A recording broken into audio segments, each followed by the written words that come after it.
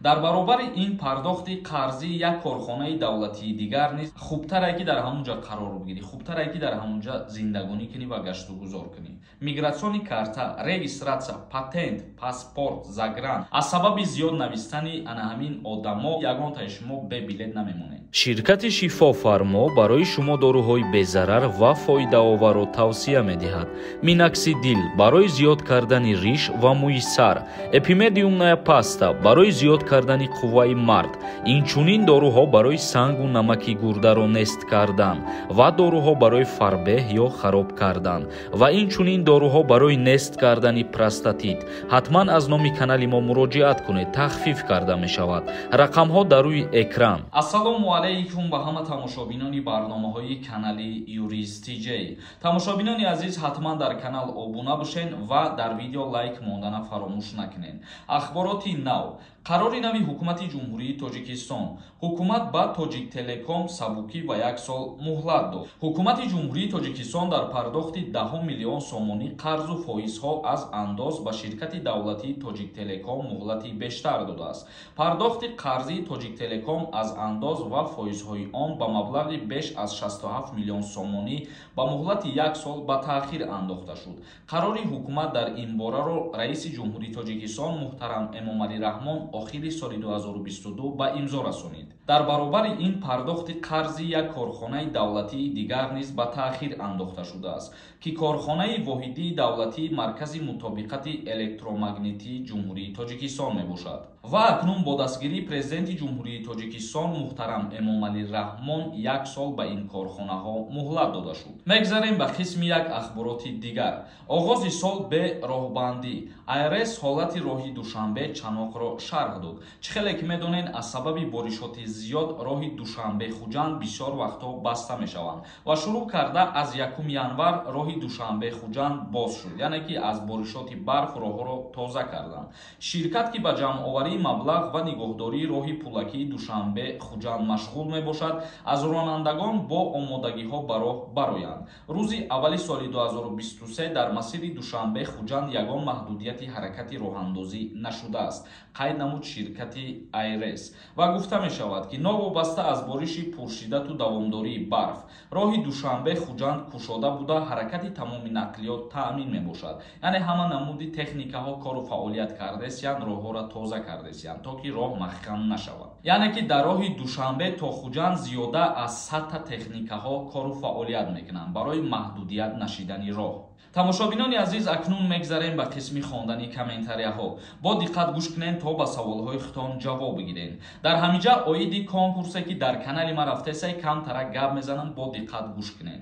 Бисёри нафарҳо савол метиҳанд, ки финали конкурс каяй? Тақрибан 10 рӯз пас мо рӯзи финала аниқ мекунем, агар ки шумо ҳамихе дастгирӣ кардан гиред.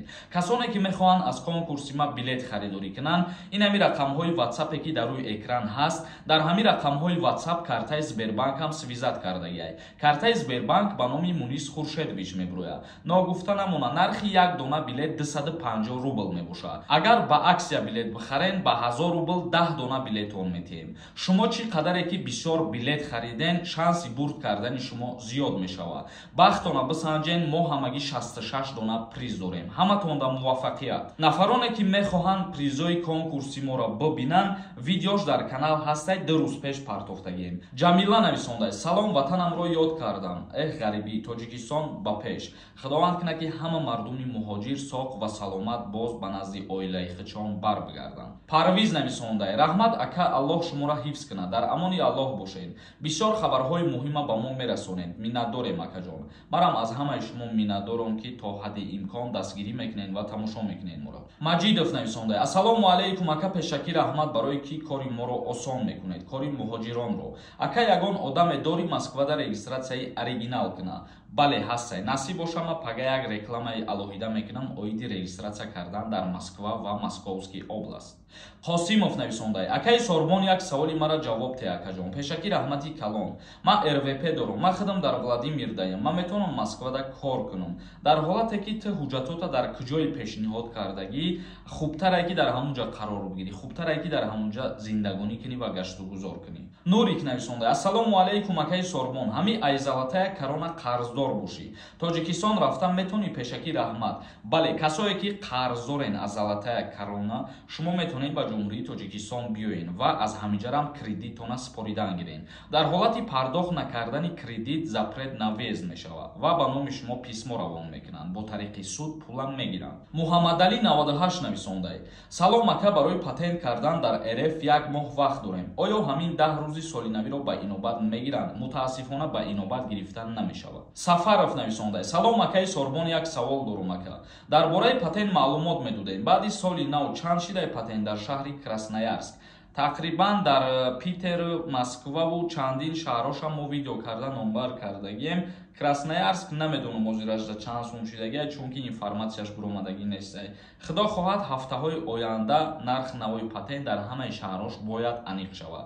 Баъд видео мекунем, ҳамаша мефаҳмонем. Як каси дигар нависонда: ассалому алайкум ака, ман патент дорум. Пулша спорида гузаштаистам, вале регистратсиям тамом шидагӣ аст. Вақте Тоҷикистон мерам чӣ гап мешава ака? Мигратсиони карта, регистратсия, патент, паспорт, загран ҳамӣ барои муҳоҷирон, яъне ҳуҷҷатҳои зарурӣ мебошад. Ҳар як шаҳрванди хориҷие ки ба нияти кор кардан медурӯяд, вақте ки патент ҳам дорӣ, бояд регистратсиярам дошта бошӣ. Ҳамин ҳуҷҷатҳо бе якдигариш вуҷуд дошта наметавонанд. Бе будани ҳуҷҷатҳо яке аз ҳамино метавонанд ки проблемат кунанд. Маъмуров нависонда: ассалому алайкум акаи Сорбон, ҳамин патент ва регистратсия нест намешавад? Ҳамин ғарибоба нағз мешавад? Мутаассифона фикр мекунам ки намешавад. хеле. Саторов нависонда: ассалому алайкум, Тоҷикистонда патент кардан мешавад? Москвада куҷошда мекунанд? Душанбеда патент, илтимос гап занед. Дар ҷумҳурии Тоҷикистон шаҳри Душанбе тарафи Догда мерай, ҳамунҷа барои патент гирифтан ҳуҷҷат меспорӣ ва патентада ту наметиҳанд дарҳол. Ба шаҳри Москва ё ба шаҳри Питер ки сафар кардӣ, аввал регистратсията дастрас мекунӣ, баъдан патенти тура аз ҳамун Федератсияи Россия ба ту метиҳанд. Ман дар ҳамин мавзӯъ бо як видеои алоҳида мекунам, ҳамаша пурра мефаҳмонам ба шумо. Умаров нависонда: ассалому алайкум акаи Сорбон, даъвати ба ҳурида кадом сину соло даъват карда мешаванд? Илтимос ҷавоб диҳед. Мутобиқи қонунгузории ҷумҳурии Тоҷикистон дар бораи хизмати ҳарбӣ ва уҳдадориҳои ҳарбӣ, шаҳрвандони аз 18 то 27 сола ба хизмати ҳарбӣ даъват мешаванд. Хитон ҳисоб кунед. Асоев нависондай: ассалому алайкум ака, як бор ватсапта хабар гир. Касоеда ки билети конкурс роӣ кардагӣ нестанд, бехавотир бошед. Аз сабаби зиёд навистани ана ҳамин одамо успед намекунанд сари вақт ҷавоб диҳанд. Иншааллоҳ ки ягонтаи шумо бе билет намемонед. Қабодиён нависонда: ассалому алайкум акаи аблава буд шид ё не? Меган аякум бо аблава сар мешава. И гапо дуруғай. Даъваткунӣ ба хизмат давно буд шидагия ягон амуд аблава нестай.